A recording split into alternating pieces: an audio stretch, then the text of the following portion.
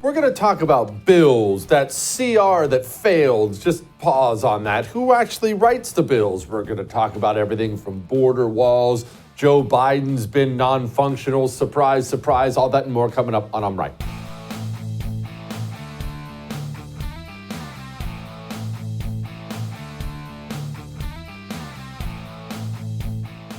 Okay, let's talk about some good news, some bad news. Sometimes we have to deliver some hard truths around here. We're about to do that right now. So we were all wrestling for the past 48 hours or so with that 1,500-page continuing resolution monstrosity through Congress.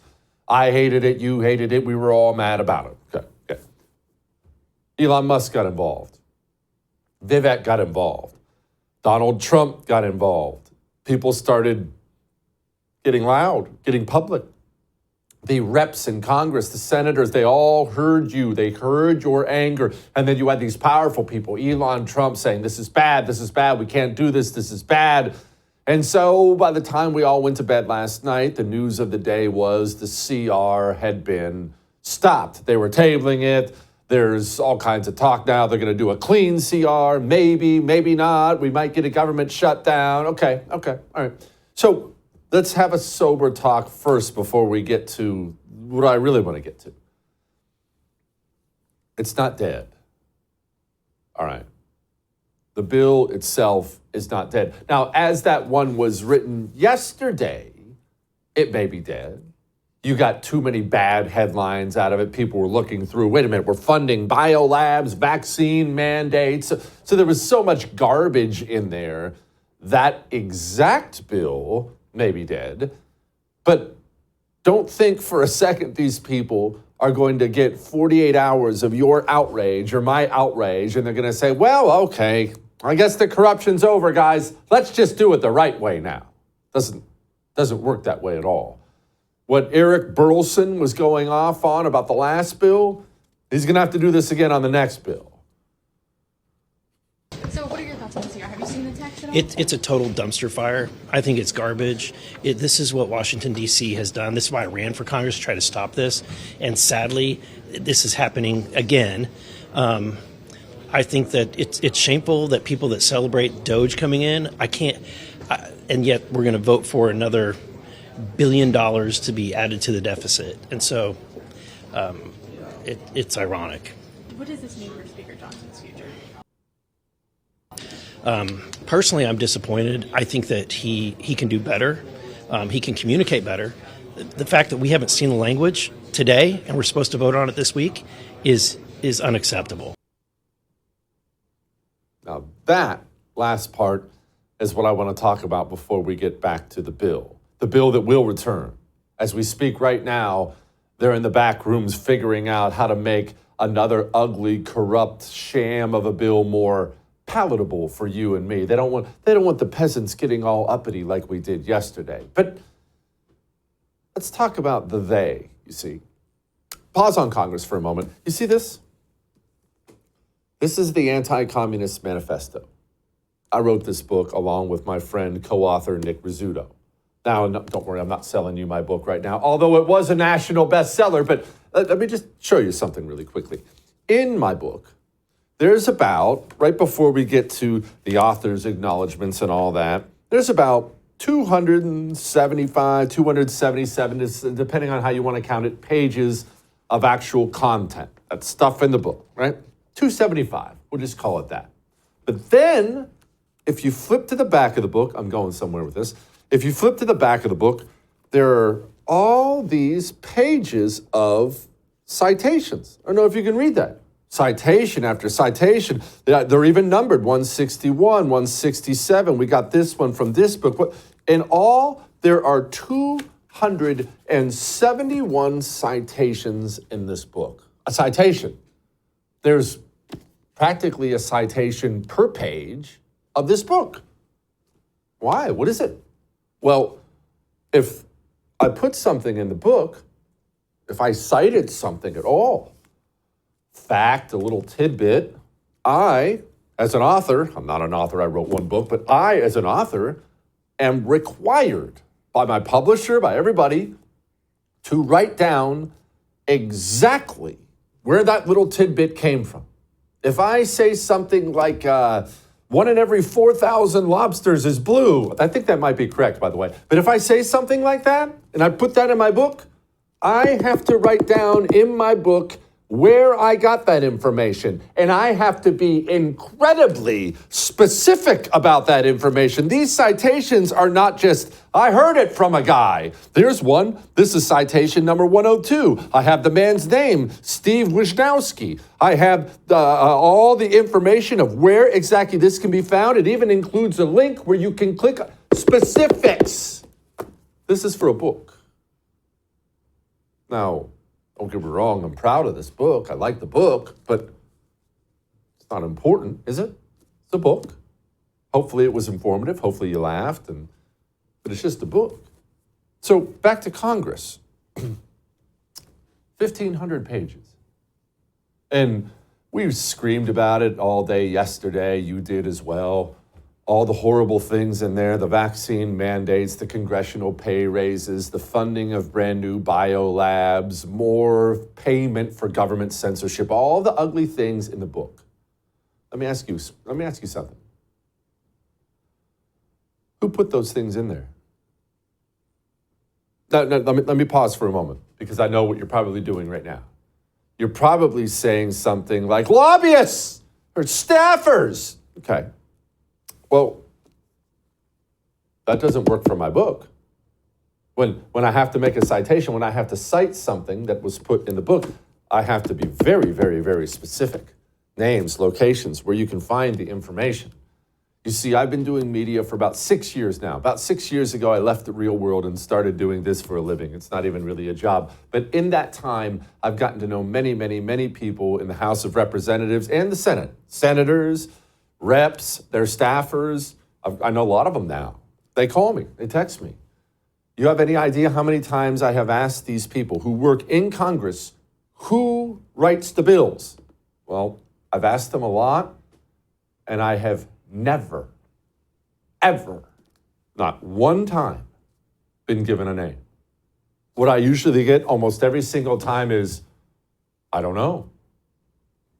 They don't even know. And if I get anything beyond, I don't know. Now, these are from friends of mine, so they're not lying to me. If I get anything beyond, I don't know, you know what I get? Lobbyists, K Street.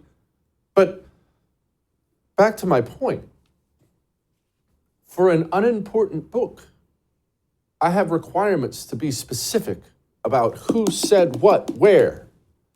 We're talking about bills that govern the most powerful country in the history of the world. We're talking about bills that take your money out of your wallet and hand your money that you worked hard for out to this person and that group and this thing and that thing. This is your money. A critically important bill that governs the United States of America, and to date, I have not talked to a single person who can tell me who put those things in there. And isn't that pretty important information? Wouldn't you agree? Because I would like to know who is responsible for putting vaccine mandates in the CR. I don't want to hear staffers. I don't want to hear lobbyists, K Street. No. Someone sat down, someone typed that up, someone came up with the idea and put it in the bill. I want his name. I want her name. I want to know who they work for. I want to know their background. I want to know everything about the people who are actually writing the laws that govern this country and spend our money. Who are these people? What are their names? Who put in the CR, who is responsible for putting in there more funding for the government censorship apparatus currently being sued for violations of the First Amendment? I don't want to hear staffers, lobbyists, K Street. That's not a name. Staffer is not a name unless the guy goes by one name like Prince used to do. What is his name? What is her name? Who are they? Where do they come from? Where do they receive a paycheck from? And nobody can answer this question to me, and nobody out there considers that to be a problem. And then when you combine that with the emotional blackmail you get from the people in Congress who try to convince you that it's absolutely critical we pass the bill unless you hate hurricane victims. House Republicans have now unilaterally decided to break a bipartisan agreement that they made. House Republicans have been ordered to shut down the government and hurt everyday Americans all across this country. House Republicans will now own any harm that is visited upon the American people that results from a government shutdown or worse. He sounds super upset. It's going to hurt the American people. He doesn't even know what's in the bill. And he doesn't even know who wrote it. And it's not just Democrats either. Mike Johnson probably did it worse than Hakeem Jeffries. He stood up behind that microphone, has no idea what's in the bill. He probably can't name for himself a single person who authored anything in the bill, but we have to pass it for the farmers. This was the conservative play call. We don't normally like what's called a continuing resolution, a CR, but in this case it makes sense because if we push it into the first quarter of next year, then we have a Republican-controlled Congress and President Donald J. Trump back in the White House will be able to have more say over the funding decisions for 2025.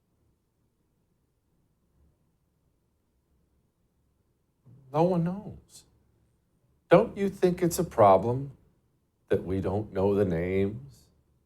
We have laws governing the country, and no one knows who writes them.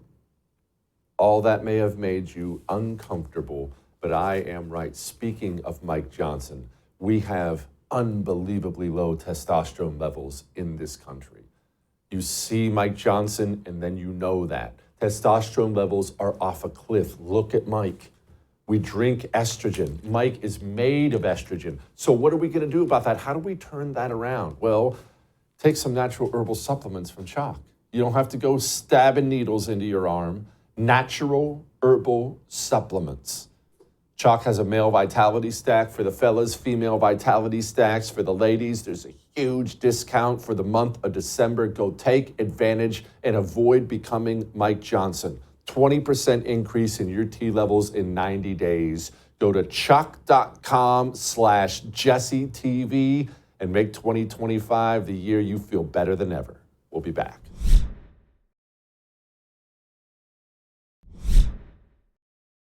To Dan Crenshaw's point, Elon Musk is spreading fake news.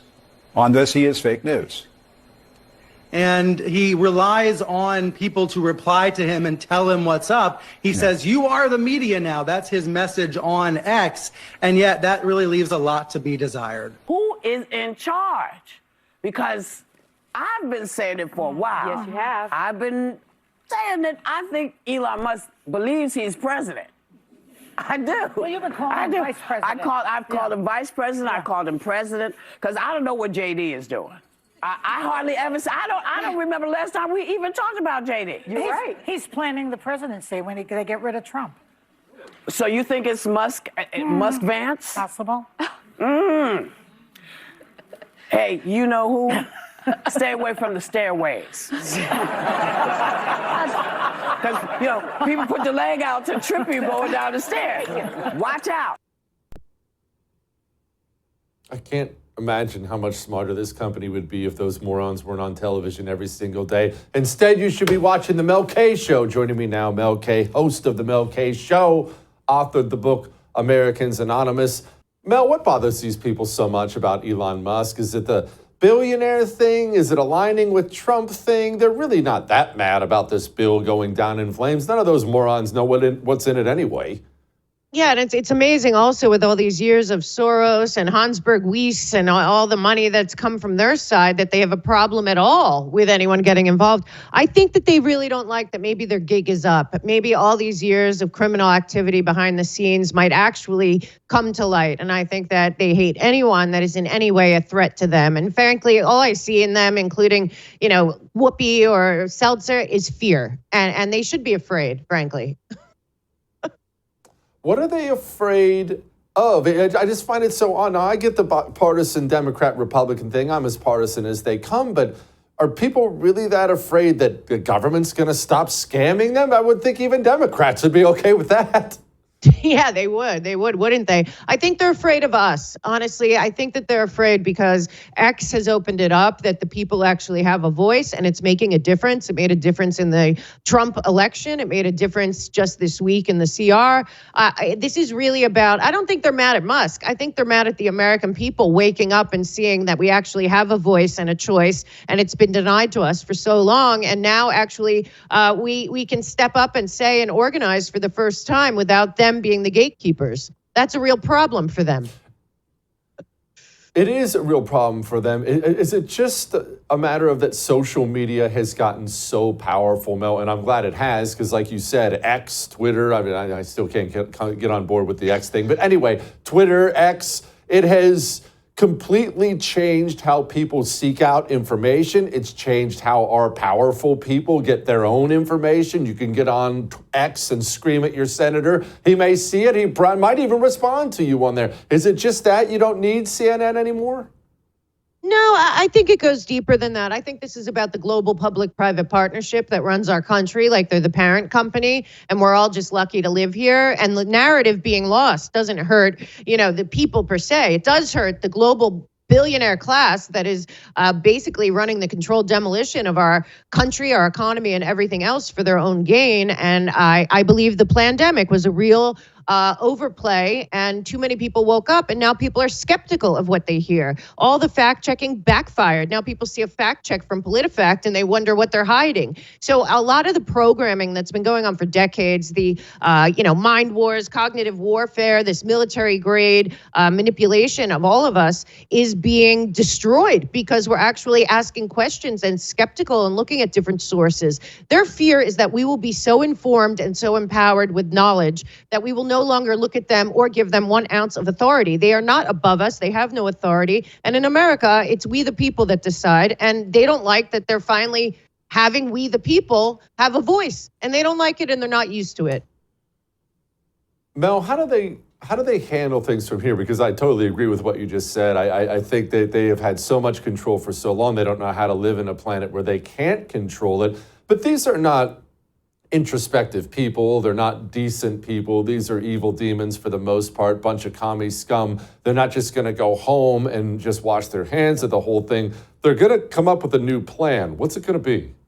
Well, I think we have to look really closely at who was involved in Crossfire Hurricane. They have the most to lose in this situation, including the Clinton team and campaign. But don't forget, lawfare has become the name of the game. And there's a group of people, Norm Eisen, Mary McCord, Andrew Weissman, all the people at Brookings Lawfare. They already have been planning. Mary McCord said it in an interview a year ago that they, and Cass Sonstein's back there working, and Mark Elias, that they were planning for contingency if Trump won, to make sure that he couldn't get anything done. And I believe that they're back behind the scenes. They have not accepted that Trump won. Don't fool yourselves. What they are doing is coming up for lawfare for everything to try to stop Trump again.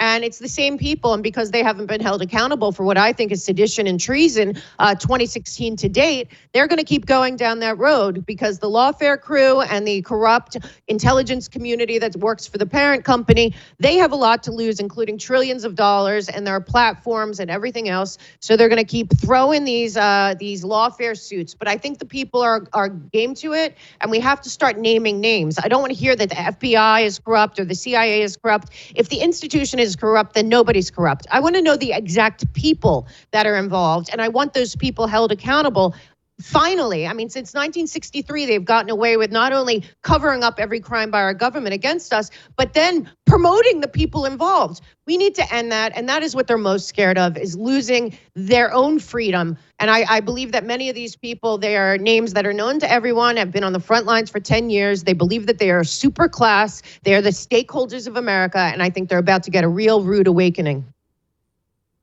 Yeah, this is outstanding. Mel, it's funny you brought up the names. In the opening of this show, I was screaming about that CR. Everyone's talking about 1,500 pages, and it's dead now. Of course, we know it's not dead. They're going to bring it right back, but nobody can ever tell me who writes the horrible things that go into these bills, Mel. Every single time I ask a member of Congress, a senator, a staffer, I am told lobbyists, I am told I don't know, I am told K Street. K Street is not somebody's name. What is his name? What is her name? No one can tell me who wrote down that we need additional biolabs and snuck it into the CR. I, as an American citizen, deserve to know that person's name, motivations, who they work for. I have every right to know that.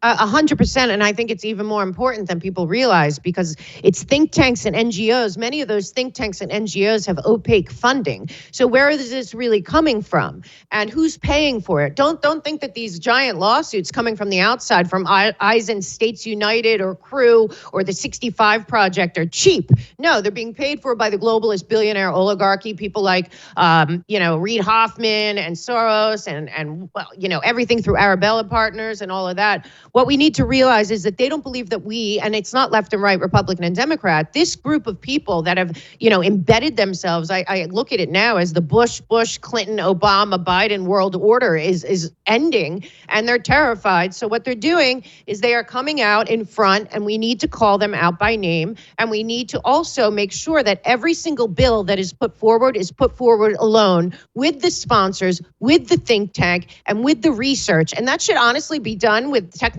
we have now. That should be done for the American people. And then we have time to read the bills. And then we get in touch with our senators and our Congress people in a tangible way. That's why we have to start local. We have to take back our states. And we have to make sure that we have local communities of like-minded folks that are willing to say, listen, this contract, this no big contract that my school board went under, it is a globalist UNESCO contract. We're not doing it. Where's the data going? Where's the infiltration in my local community? The swamp is not in D.C. The swamp, as JFK told us in 61, had infiltrated instead of invaded America. It is in everyone's backyard, and every American citizen needs to get up and to have some righteous indignation to take their country back where they are, because we can do a lot more where we are that affects D.C. than if we keep yelling about lobbyists. It should be illegal, but until we get there, let's pull out the roots in our own backyards. Mel, I just may let you host the show for the rest of the night. That was friggin' awesome. You come back anytime. Thank you, ma'am. All right, we're not done yet. Joe Biden's not a functional adult. I know, breaking news, but Wall Street Journal printed something today that made it sound like it's breaking news. Joining me now, Brianna, or not now, in a moment. I guess almost now, couple minutes. Brianna Lyman's gonna join me in a moment. Before she does, let's save a baby's life. Did you know you could do that by watching television? Well, I guess there is one extra step. You have to buy a woman an ultrasound. It's our greatest tool in the fight to save the babies. We think it's laws and Roe and all that stuff's fine, but the greatest tool, the tool that makes that mother know she's a mother, is an ultrasound. She'll convince herself it's a clump of cells, everyone's telling her to kill it, but once she hears that heartbeat, she chooses life almost every time, and that's what Preborn does. They give her that ultrasound for free. They introduce her to her baby. Do you want to do that for her? If she does it, she'll choose life. They do almost every time. $28 buys her that ultrasound. Preborn.com/Jesse is where you give. A baby needs you right now. We'll be back.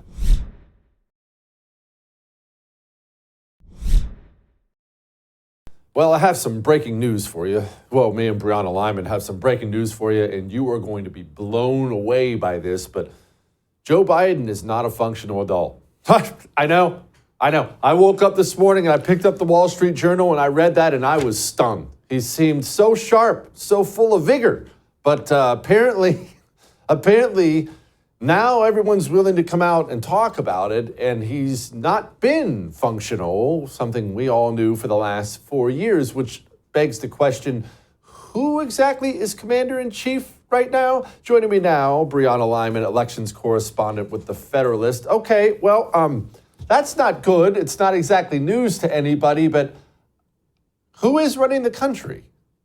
Well, it's not Joe Biden, and it's also not Kamala Harris. And I think that this report really underscores why Kamala was so disqualified from running and being our president. Because when you see that your president, as vice president, is this mentally incapacitated and suffering from some kind of illness or disability, or maybe it's just severe old age problems, she sat back for 4 years while this country has descended into turmoil, rather than getting the cabinet together and saying maybe it's time we either invoke the 25th or convince him to step down. That is a woman who has no spine, no backbone, and has no spot in the White House ever. Yeah, and by the grace of God, I don't think she's ever going to get there. Okay, so you are probably a lot more tuned into the swampiness of D.C. than I am. If you had to guess, did nobody say anything because they just didn't want to upset the apple cart? Or did nobody say anything because they like being able to just have a bunch of filthy communist staffers run the country while that old cadaver goes out there on camera and takes all the slings and arrows? Yeah, they like being able to pull the strings. You know, the same way that nobody believes Mike Johnson wrote the CRs, the same way nobody believes Joe Biden has been making all of these decisions. And that obviously begs the question of who's writing the CR and who's writing Biden's executive orders, who's making these decisions for our country, which it looks like we're not going to get the answer to. I do hope that a Trump administration or a Republican Congress, if they can find some spine and backbone, will hold hearings about this massive cover-up, because it's not just some small cover-up, right? This is a leader of the free world, so to speak. And this is just as bad as what Edith Wilson and Woodrow Wilson did back in, 1919, when he was basically not running the country, but his wife was. You know, both deserve recognition, and Biden deserves to be, or the people around him deserve to be held accountable for what they've done to this country. I think his wife deserves maybe the most hatred, certainly not the most responsibility when it comes to the country, but look, you and I can sit and argue why a chief of staff would want to keep Joe Biden there, why this comms guy, this girl wants to go work at MSNBC. But his wife saw the worst of him, the Joe Biden you and I will never see. She saw him in the morning. God only knows how he was functioning at night, if he really has dementia. If anyone has any experience with that, you know how they do at night. She saw the worst of him, and she was completely pushing this man to run again. What kind of a soulless witch did Joe Biden marry?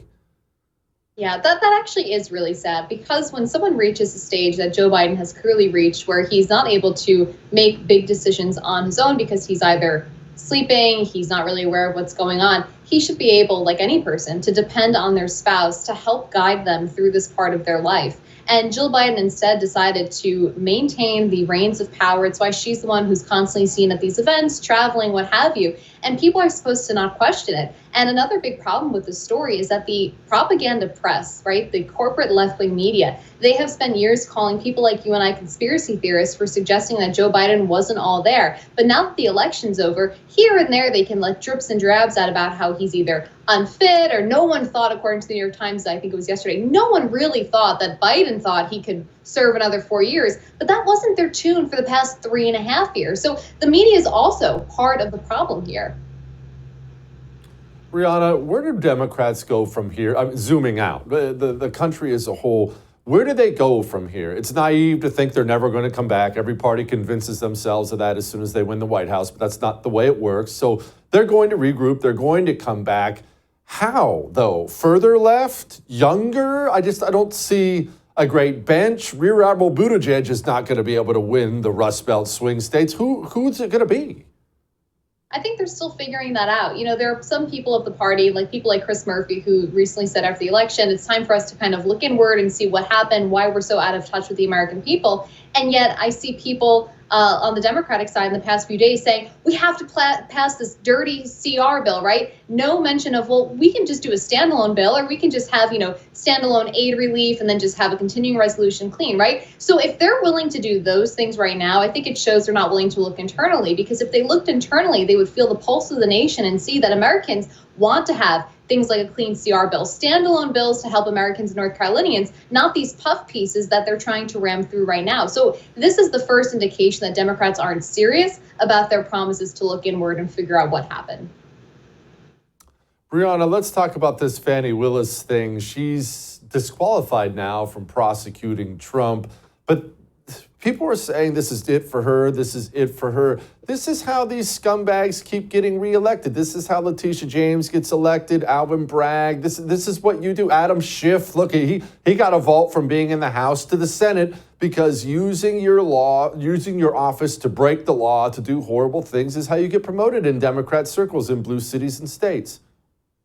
Yeah, and it's a shame. Fani Willis had a Republican contender. I'm drawing a blank on her name, so I apologize for that. But people of Atlanta, they could have had a serious district attorney, someone who actually cared about the rising crime rates in Atlanta, and instead they reelected someone who used lawfare to target a political opponent. And Fani Willis's fall from grace is very reminiscent of that we've seen from people like Jack Smith, right, who's also dropped their case or had their case shot down by Eileen Cannon. And I think this is a good reminder of why Donald Trump is such an important figure. Because on July 13, when he stood up after nearly being assassinated and said, fight, fight, fight, he didn't just mean fight for his life to not be assassinated, but he also meant fight the lawfare, fight all these tactics that are being used to take him down. And this is what fighting gets you, right? Fighting gets you Fani Willis being disqualified. Yeah, no doubt about it. Brianna, thank you. Come back soon. All right.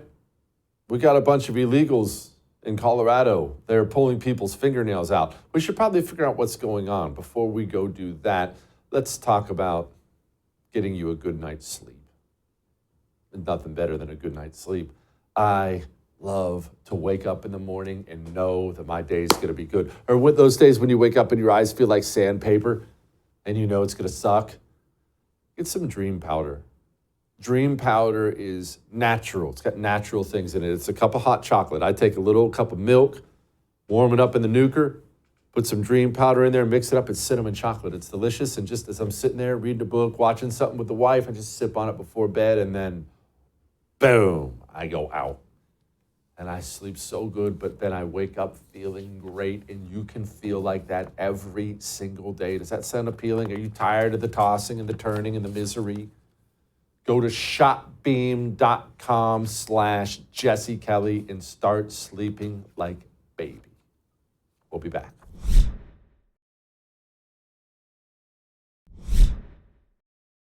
I had a discussion with an individual from the White House, and that occurred back on September the 23rd, I believe. And that person basically told me that, hey, once these immigrants get across the border, that's all we really care about. And to me, that's a problem. That's a huge problem, because we have individuals that come to a country, they get dropped off into a community, they have absolutely no infrastructure, they have absolutely no support, they have absolutely no guidance from the federal government about what to do, how to live, how to survive. And this is the ramifications of that activity. This is the ramifications of not monitoring what's occurring and how it's occurring and who it is occurring to. And so, Aurora, we are now in the process, as many other cities throughout this nation, of trying to pick up the pieces of an incredibly bad system that was in place. These people really just opened up the border on purpose and brought in a bunch of murderers and rapists. They did it on purpose. And do remember that. None of this was a whoopsie.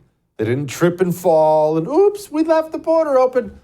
The people did this to us on purpose. And now people are getting their fingernails pulled out in Aurora. Joining me now, retired ICE Special Agent Victor Avila. Victor, okay, so people are having their fingernails pulled out in Aurora, Colorado. Do I have that right? You do. I call them cartels. That's what I call them, because that's exactly what these guys are. And one thing I want to mention here, Jesse, is that all of a sudden they're interested about it. By the way, I have a lot of contacts in Colorado. I used to live there, and they've been concerned about this for years. And the Aurora Police Department and the mayor ignored their cries for help about these guys taking over the apartment complexes and terrorizing the community. I'm glad they finally accepted it. But why does it have to happen after more people are victimized and tortured? This is reminiscent of cartel activity. And this is the difference I want people to understand with Tren de Aragua. They're not a gang. Stop calling them a gang. They are cartel. They're organized criminals. They have very strong ties to the Maduro regime. These people have strong ties to Hezbollah and Iran. I tell you that because I've been talking to a lot of my intel friends that are telling me to put this out because that's how serious this group of people are. They're here with a very different agenda, and this is a national security issue, Jesse. Victor, could you expand on that a bit as much as you can with what you're allowed to say? People hear Venezuelan prison gang. Sorry, Victor, I know you're going to yell at me for saying that, but that's what they were known as, a Venezuelan prison gang. But ties to Hezbollah, how does that happen? Why? What? Yeah, this goes back to obviously the Maduro regime. It actually goes back to Hugo Chavez. And a lot of these guys are what they call Chavistas, Hugo Chavez sympathizers, meaning they have a different ideology. We're talking about socialism. We're talking about communism here. We're talking about the relationship that Venezuela has with Hezbollah. Yes, Hezbollah, terrorist organization. And Iran. Yes, Iran is heavily present in Venezuela. But who else is involved? Who else is friend with Venezuela? Mexico is, Cuba is, and so China is. And so you have this bigger picture that we have to really pay attention. These happen to be the soldiers that are executing the orders of these nations in our country, literally killing us, committing crimes, murdering, raping our daughters. This is what these Tren de Aragua people are. And this is a very different category that I know January 20th is right around the corner, but man, I can't get here soon enough. No doubt about it. Victor, can you explain maybe why Venezuela became part of this group? Those are some heavy hitters you just named in there. And Venezuela, is this just about the oil? Is this about their proximity to us? Why? How did Venezuela become a hub for all this garbage? I think it comes down to political ideology. We are so separate from them. And yes, it has to do with oil. Yes, it has to do with money. It has to do with trade. It has to do with a lot of things. But here it has to do with, I think, ideology, what they want everybody else to follow. Initially, if you remember, Jesse, when the Venezuelans started coming in 4 years ago, a lot of people were saying, oh, they're escaping socialism. They're going to actually be here supporting the conservative movement in the United States. And I was one of the first ones to say, no, actually, no. What they're bringing here is the only thing they know. And that's the culture that they were brought up in, of hating the police, of hating the government that's for the people, and supporting the communist regime of their country. That's what they know, and that's what they have come here to try to instill in our communities. And we've actually seen them do it physically, doing it by actually hurting them. And so this is where I think we have to focus. I know the intel community in different agencies is at least already focused on this. So this is going to be a big priority to take these groups down. Victor, is this something we're going to be able to do? January 20th, Trump comes in, Tom Homan, all these things. Look, it sounds great, and I want them all rounded up. I want them all gone. How ingrained in their communities are these groups already? Is it realistic to think in a year, in 2 years, Tren de Aragua is a thing of the past here in the country? Absolutely. And I say that without any hesitation. This is what you're going to see. I'm glad you said that time frame, because it's not going to happen overnight, but it is going to happen. We're going to go community to community, Dallas, Texas, San Antonio, Aurora, Colorado, Chicago, everywhere in every state where they have gathered and established their roots. We're going to go after them there. Listen, this is why we need the help of the locals. The state and local police is so important because they know where these individuals live. We need the cooperation from these mayors and these governors. Despite what they feel about immigration, this is not a political issue. This is about public safety. This is about national security. We want to cooperate. The federal government work hand in hand with the county jails where a lot of these guys are encountered. So we could then, as soon as we know where these guys are at, go after them and not only detain them, some of them might be facing charges. And then after they do that, get removed back to their country. Victor, finally, we're getting word there's another migrant caravan, surprise, surprise, racing towards the border, trying to get there before Trump comes into office. How quickly is Trump going to be able to force Mexico's assistance to stop all this? We all know how this works when Democrats take over. Mexico knows they just have to whisk these people through the country as fast as possible. And of course, we'll take them all in like suckers. Yeah, this what you're describing is the ant operation. If you haven't heard this before, a few of my colleagues and other reporters have reported about this ant operation of separating these groups from 5,000 down to 100, a group of 80, 100, 120. And that's what you're seeing on a daily basis show up in Texas and New Mexico and Arizona. And so they're still coming in. It hasn't stopped for a second. The people are just coming in. You're just not going to see tremendous large numbers in one location. As far as Mexico, let me tell you, I'm really concerned about what step Mexico is going to take. They're kind of hesitant. They haven't taken the Canada approach. We saw what Trudeau is doing and the response that Canada gave. Mexico's kind of hesitant a little bit, and I'm really concerned about that. But one thing is what the government does. The other thing is how the cartels react. And that's what I'm interested in, because the cartels have a stronghold on the country of Mexico. And I really want to see their reaction if they're going to allow this to happen, because, Jesse, they've had a free-for-all in the last 4 years. This is the best time to have been a cartel member. And so all of a sudden it is going to stop. And let me tell you, that's going to be the easy part on the border, is going back to enforcement. You're going to see a dramatic drop of people even trying to come in. How is the cartel going to react to that? That's where we have to be prepared.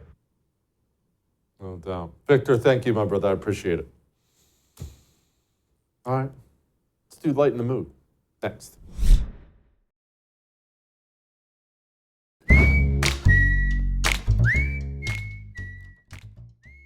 All right. It is time to lighten the mood. And I'll tell you what, I think it speaks for itself. CRFI. If you're like many women, you've been to a birthday party or a small office gathering, an event that's meant to bring people together. There's swinging tunes, some adult beverages, and good convo. And then it comes time to cut the cake, and someone decides to ruin everything. Oh my God, that slice is huge. That slice is bigger than Beyonce's paycheck. Can you cut me half of that? A cake-related fat-phobic incident, or CRFI, is that moment when it's time to eat delicious cake and it's interrupted by a moralizing impulse. Inevitably, there's always someone at the party who has to declare publicly that their slice is too large, and that the person who's cutting the cake, almost invariably a woman, must do some disproportionate amount of labor in order to accommodate their need to feel superior. I hope you didn't think that was a parody. That's a real person. She's the new fatty czar in San Francisco. I'm not even kidding. She's getting paid with taxpayer money to just be a fatty advocate. I don't even know what to say, but that's the most San Francisco thing ever. Also, go subscribe to our YouTube channel before I let you go. We do fun stuff, funny stuff, short stuff, longer stuff, Q&A on there, youtube.com/@JesseKellyDC. You can just scan that little QR code right there on your phone. Go subscribe. It's free. All right. I'll see you. I would thank you for coming to my YouTube channel, but I know how brilliant it is, and I know you love it here. So subscribe and watch. We're going to start really ramping things up and putting some funny stuff, some interesting stuff out there, some collaborations. Either way, my YouTube channel is officially the place to be. So stick around.